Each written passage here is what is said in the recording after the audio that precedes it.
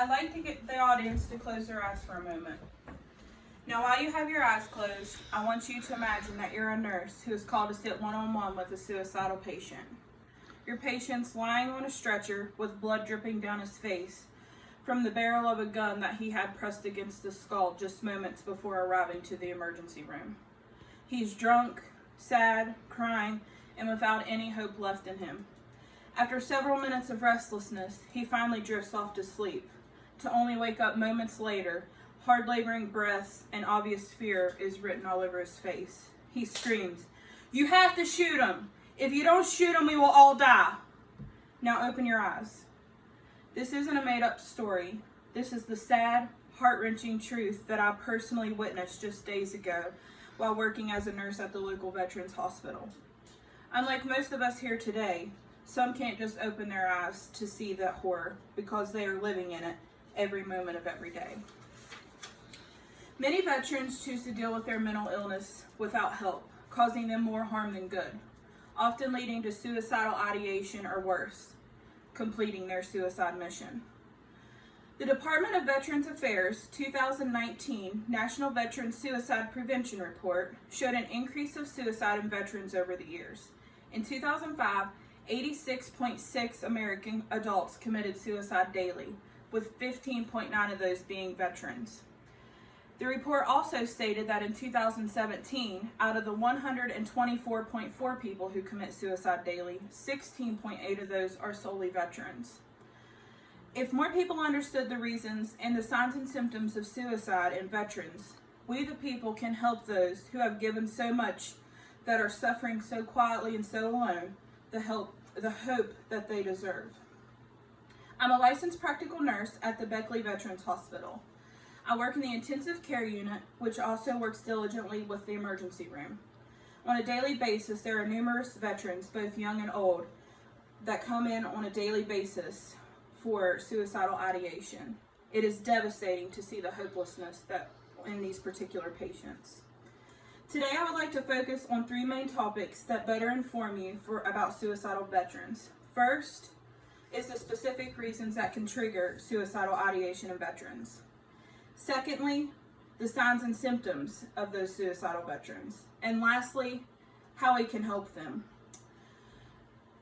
Although there are many reasons for adults committing suicide in general, there are a few specific reasons related to veterans and suicide, such as mental illness and transitioning back to civilian life. Although mental illness can occur in anyone, there are a few illnesses that are linked to suicide in veterans, such as post-traumatic stress disorder, also known as PTSD, and traumatic brain injury, which is called TBI. The National Center for PTSD states that PTSD is a mental health problem that some people develop after experiencing or witnessing a life-threatening event, like combat, a natural disaster, a car accident, or sexual assault. It's normal to have upsetting memories, feel on edge, or have trouble sleeping after this type of event. If symptoms last more than a few months, it may be PTSD, but the good news is there are effective treatments. According to the Mayo Clinic, traumatic brain injury, or TBI, usually results from a violent blow or jolt to the head or body. An object that penetrates brain tissue, such as a bullet or shattered piece of skull, can also cause traumatic brain injury.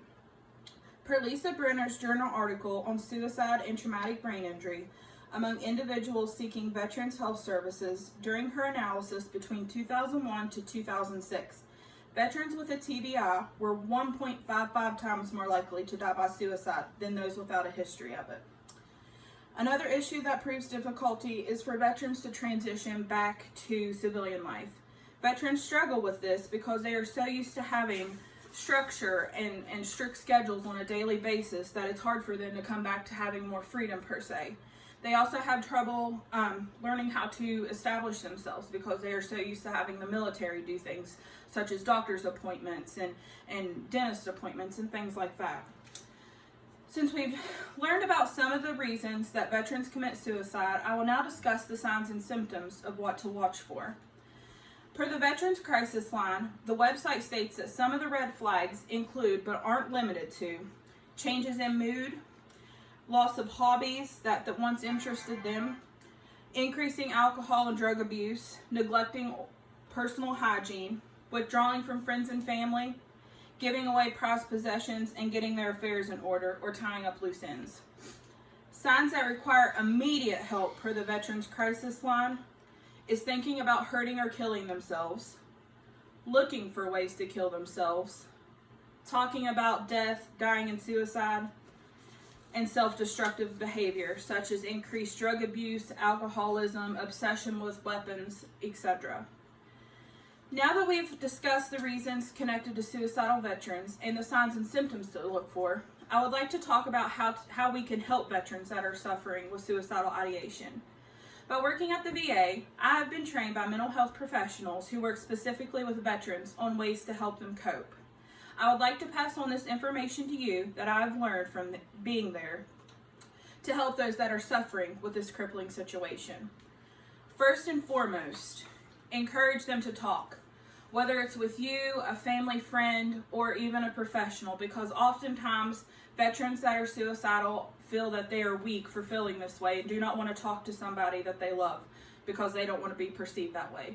You can encourage them to go to group counseling because once they are with a group, they realize they are not alone in this situation, and they have people that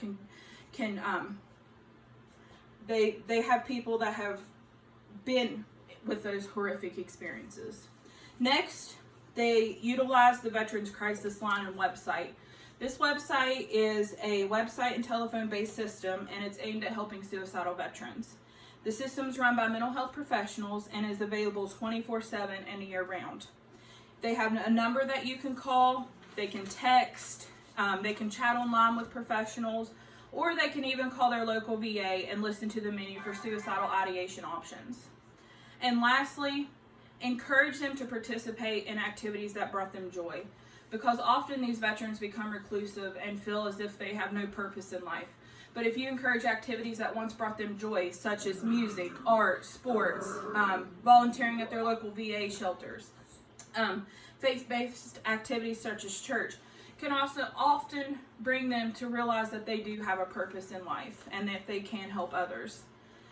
Suicide in veterans is becoming more and more common each year. It's up to us to understand why the veterans feel that suicide is the only way out. And by understanding the reasoning, we can then learn the signs and symptoms, and then lastly, how we can help them. Hopefully, after you've listened to my speech, you will better understand what a veteran goes through, and you will be able to share this wealth of information with those around you, so that hopefully we will be able to decrease the number of suicides in veterans.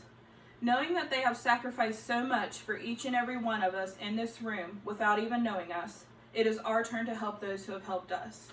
Thank you.